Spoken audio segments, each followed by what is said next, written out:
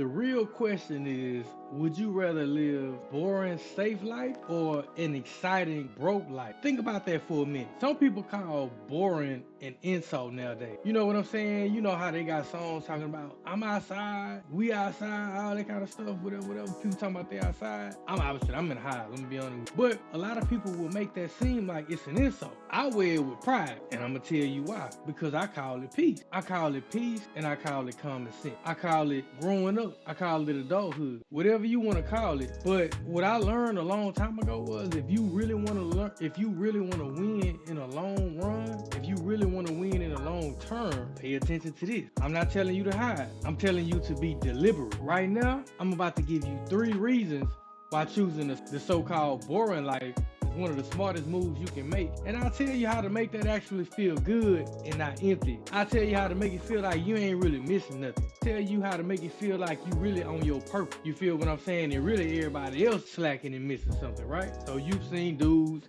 and folks everywhere, right? So you seen dudes and just people out everywhere. Every night, they got on new clothes, new jewelry, new posts online, new stories. And for a minute, it looked like everybody having fun. Everybody having fun with you. You in the house, like, dang, everybody taking these trips, dude. Well, people ain't really taking trips no more, as you can see. Have you noticed the people, so a lot of people that you know, they timeline been a little slow with them vacations, like back in 2021, yeah, you already know. When that COVID money was circulating, right? But stop and think for a minute, and I want you to slow down and look again. That same life shows up as drama, late fee, hangover, stress, and sometimes even worse. That same life sometimes shows up as a condo in the sky with not one piece of furniture in that joker but an air mattress to live the life. You got that view, but all you got is air mattress. I'm just saying. Meanwhile, the person who at home, who cooking instead of going out all the time to eat, let me tell you something about going out all the time to eat. Man, I remember one time when I really sat down and just calculated my expenses because I wanted to know where my money was going. And everybody should do that. You should calculate where every dollar going. But one year I decided to do this. And I realized that year alone, I spent like almost $20,000 on eating out alone. Now, I'm just a regular. I'm not a celebrity. I'm not a big whatever. I'm a regular guy. That's a lot of money for eating. That's too much money to be spending eating, in my opinion. But I didn't know that. And I would not have known that had I sat down and just really calculated it. And so what I'm saying is, sometimes the people that look like they winning in life, not always winning. It's a facade. And I'm sure you know this, and I'm sure you heard it before. But I just want to come in and reiterate that. You know what I'm saying? Cooking at home, buying groceries, sleeping, stacking, and thinking. That's the strategy to win here in 2026 and beyond. And I got news for you. You might not want to hear it, but it takes the boring things to get you ahead in life. You know what I'm saying? It's the boring people that you don't really pay no attention to who really low-key growing that bank account, who really low-key growing that 401k account, who really low-key growing that stock and investing in them index funds and that real estate.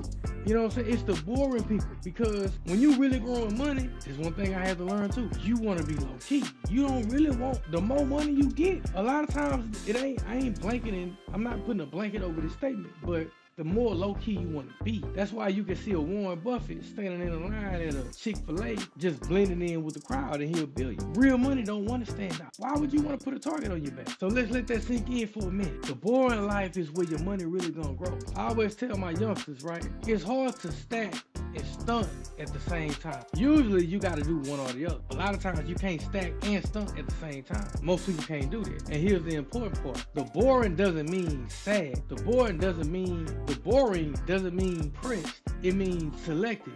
It means you're choosing things that actually compound in your life. Whether that's you learning a new skill, whether that's you focusing on investing, you're doing things with your time that's compounding in life. Compound interest or compounding is the most powerful force in the universe. I can't remember who said that quote. Maybe it was Benjamin Graham. I don't know. I don't know if it was Warren Buffett's mentor. I don't know. But look it up. It still remains. It's one of the most powerful forces in the world. Compounding, right? That's where you take one penny, compound it over a certain time, equals millions.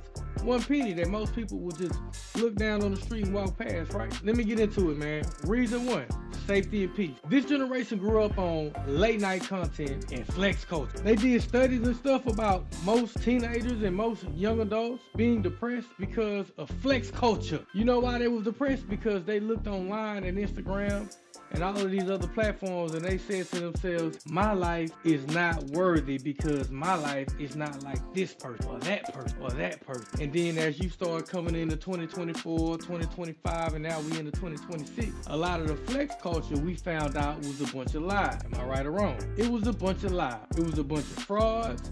It was a bunch of scammers. And that's how you had channels like JT, the Pocket Watcher, blowing up. That's why you had channels like, I can't remember those other guys, but it's several channels out there where all of these so-called gurus got exposed. Because the truth of the matter is, it ain't no shortcut to success. I'm sorry to tell you, youngsters. I'm sorry to tell you, bro. It ain't no shortcut to success, man. It's a slow and steady process. But you know, man, like I mentioned earlier, man, flex culture and the streets are not the same. People really get hurt just by being in the wrong place at the wrong time. And I'm not trying to preach fear, like you should be scared to go out to places, but I'm just saying be aware of your surroundings. Be aware of where you place yourself. Be aware of the risk versus reward, or be aware.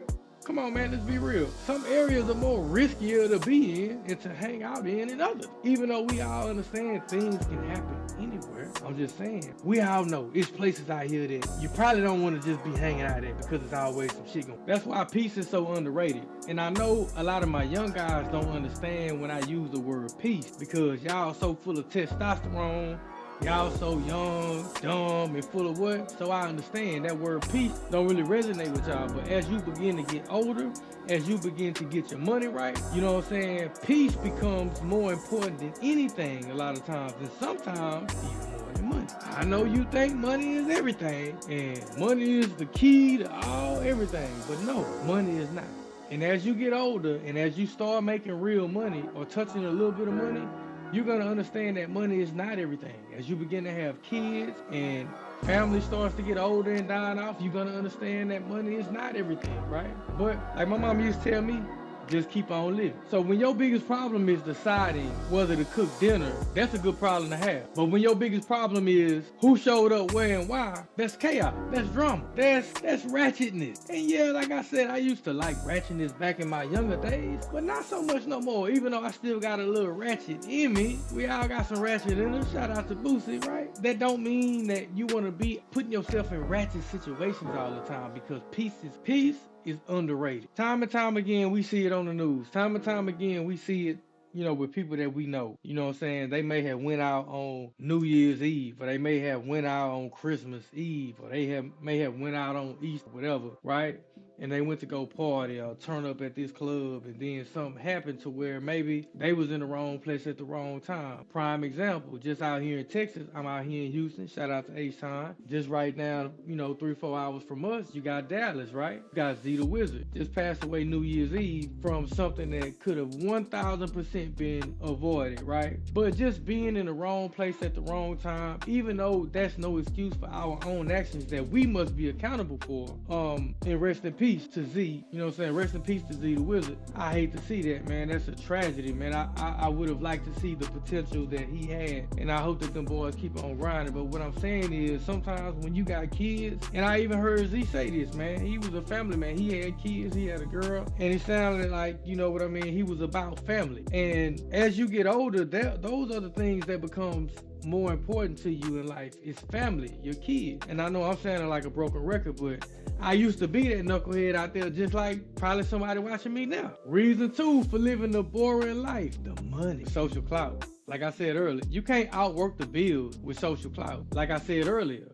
you can't stack and stunt at the same time. You can, some people can, but that's a very small percentage of people. Most people can't do that. So every night caught. Every woman you take out caught. Every night at the bar, chasing some tail caught, right? The drinks, the rides, the food, the outfits. You know you want to be fly. You know what I'm saying? The gambling. All those little leaks. All those little dimes and quarters and dollars spent here and there. That shit adds up. real fast. And if you spend on the scene, you will stay broke trying to impress people who really don't care about you. Let me tell you something, man, that you probably already heard. Most people got their own problem. They ain't thinking about your problem. Trust me, ain't nobody looking at you walking up to the buffet getting you another plate or whatever it is you doing. People got their own problems, man. They ain't thinking about you. So don't do it for the people. Don't do it for the crowd. Clout only lasts so long, right? As we know, as we have seen.